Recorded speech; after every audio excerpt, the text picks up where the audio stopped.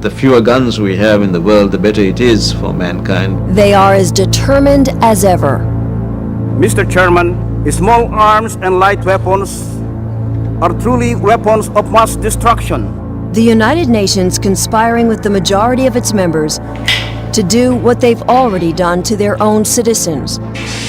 Deny you your firearm freedom. In New York, right here in our own shores, we've got a Trojan horse. They want to set U.S. firearms policy. They want to take the decision away from the U.S. electorate and undermine our Constitution. That's really their ultimate agenda, to bring the United States down from the pinnacle of freedom to simply being another one of these socialist states where the government controls everything. And just who are these gun grabbers? Countries like Japan. We strictly punish and control the possession and the use of small arms by civilians. Britain and Australia. Firearm owners in Australia must also demonstrate a genuine reason for ownership. The Netherlands. It's my firm conviction that the illicit trade cannot be tackled without involving the legal arms trade.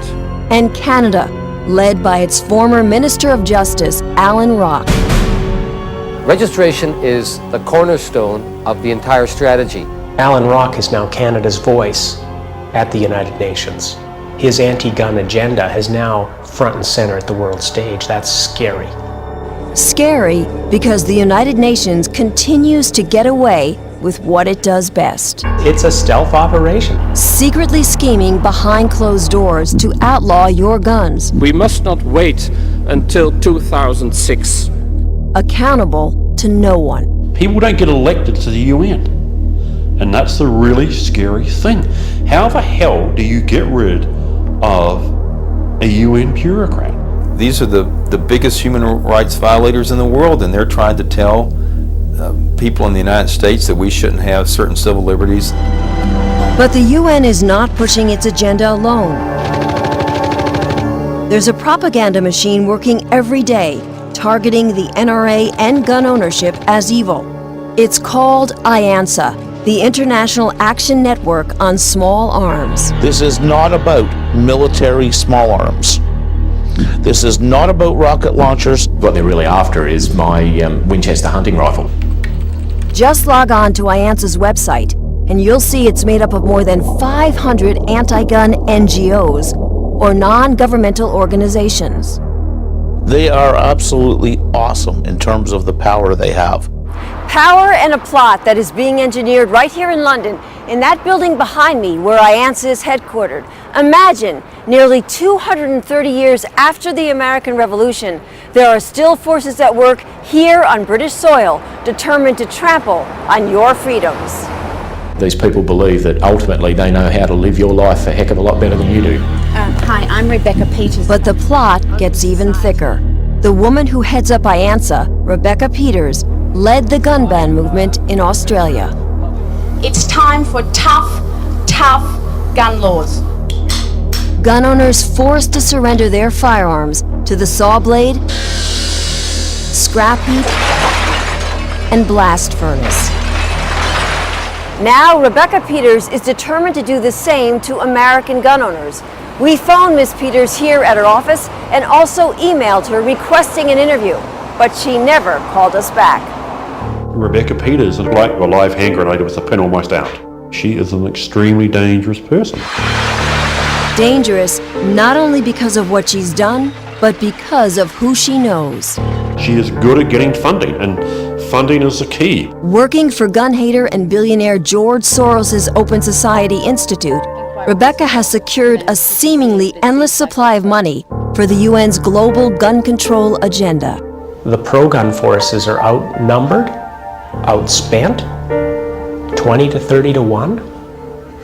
It's huge. We have thus far contributed $1.87 million US. The amount of funding that they're receiving from governments around the world is absolutely staggering. Britain, one of the biggest.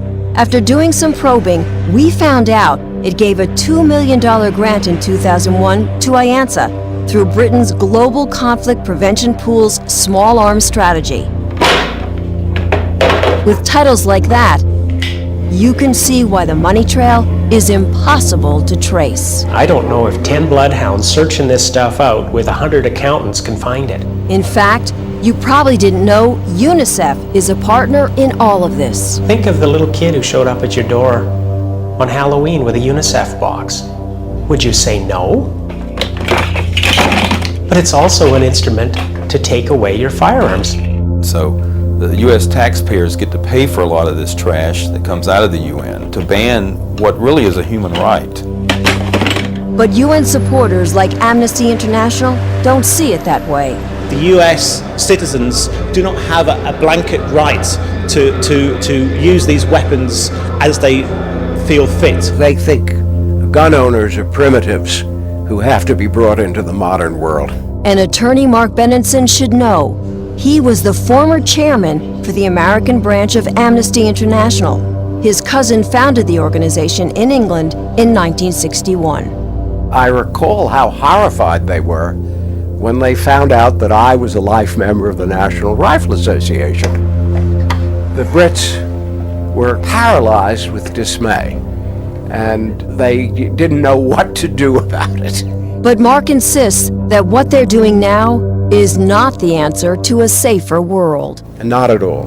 I think it will be a safer world for tyrannical governments, and a safer world for the criminals who don't give up their firearms. It certainly will not be a safer world for ordinary people. England and Australia have already proven that. Their gun bans have backfired, crime skyrocketed, and innocent victims left defenseless. Sure, the government's banned private ownership. It hasn't stopped the criminals, no way. Not in any shape or form. It's a crock, it's making no difference whatsoever. I mean, the people on the street, they're going to get their guns anyway, no problem. Facts that don't matter, because many countries are already enforcing the UN's agenda. Canada is leading the charge on this beyond any doubt whatsoever. They even have committees in Ottawa specifically set up to implement the United Nations gun control programs. Our government won't tell us what they're planning. What they've said carte blanche is that these UN regulations have got to be included in our national legislation. I think it's a very dangerous situation.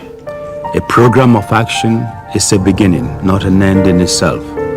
Implementation will be the true test. The ultimate goal? An international treaty that would be binding. Unlike a law, unlike a statute which can be made today and changed tomorrow, an international treaty is forever. If it wasn't for the NRA's presence at the United Nations, everything would have been lost years ago. Make no mistake, this treaty will snuff out the Second Amendment if the anti-gun forces succeed in electing an anti-gun president and an anti-gun Senate. The United Nations is as much a threat to our right to keep and bear arms in this country as is Handgun Control Inc. or George Soros. Their agenda is very dangerous, it is very clear, and it is very sinister. But on that day, when a treaty is ratified, your gun rights, guaranteed by the Constitution, will be gone.